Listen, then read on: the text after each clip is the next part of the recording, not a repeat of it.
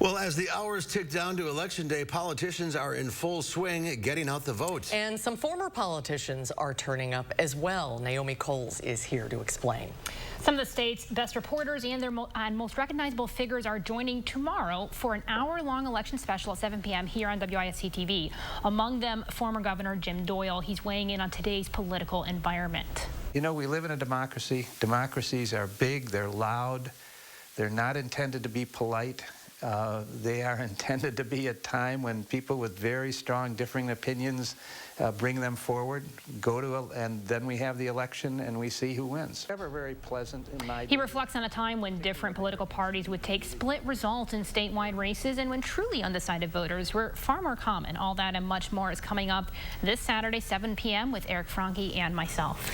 And Governor Doyle's been out of the limelight for a while. His perspective, his historical comparison between his time in office and now, what did he have to say about that? Yeah, so first, a little bit of a history lesson here.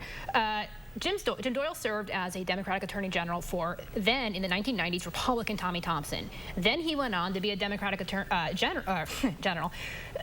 Democratic governor in the early thousands. He had a Republican Attorney General. And the thing that he pointed out to me when we talked is each of those races was decided by about 20 points each, which means about 20% of the people voting were voting for both Republican Tommy Thompson and Democratic Attorney General Jim Doyle. And then vice versa, when he went on to have Republican Attorney General. It was a time when we had so many more people who were splitting ballots, and it was just, again, a very different political era. Yeah, and once upon a time, he had the highest grossing campaign in the state.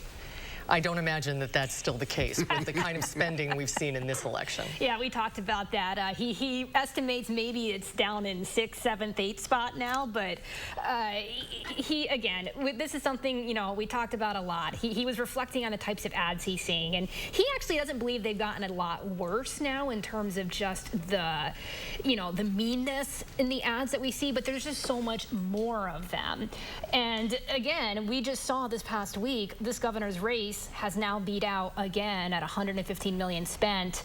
It's now the top spent race in Wisconsin history. We're probably going to break that record again in another 4 years. Just the sheer volume of the ads. Yeah. All right, Naomi, thank you. We'll see you. Thank you, Naomi. Saturday 7 and for the record, 10:30. And for the record, 10:30, both of them. Busy. Yes, Thanks, we Naomi. are.